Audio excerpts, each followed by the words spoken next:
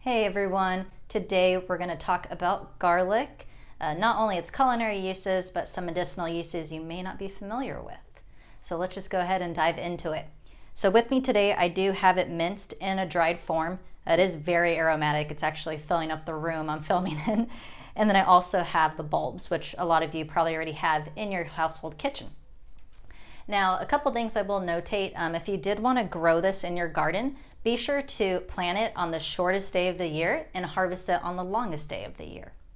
Now, in terms of active constituents, garlic does contain a main active compound called allicin, but it is spelt A-L-L-I-C-I-N.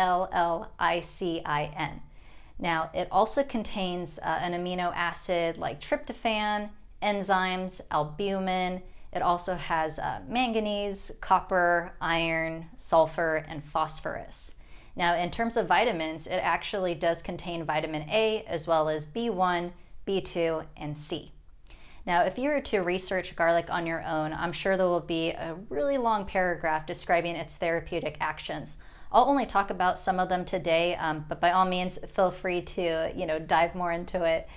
Now, in terms of its properties, it is an antibacterial as well as an antiseptic. It's also an antibiotic, cathartic, a diaphoretic, a hepatic, as well as a nervine, for example. Now, as far as some of its medicinal uses, it is known as like a cure-all remedy. Now, it does help with like infectious complaints as well as for being a blood tonic. Now, it is a really good expectorant too, which means it will actually help to cleanse the body of excess mucus and catarrh. Now, in terms of preparations, you can use the garlic bulbs themselves, you can use the juice. In fact, if you do go to a juice bar, I wouldn't be surprised if they actually have the fresh juice in one of those blends, especially when it comes to like an immune supporting tonic. So it might even be mixed in with some greens or even ginger, for example.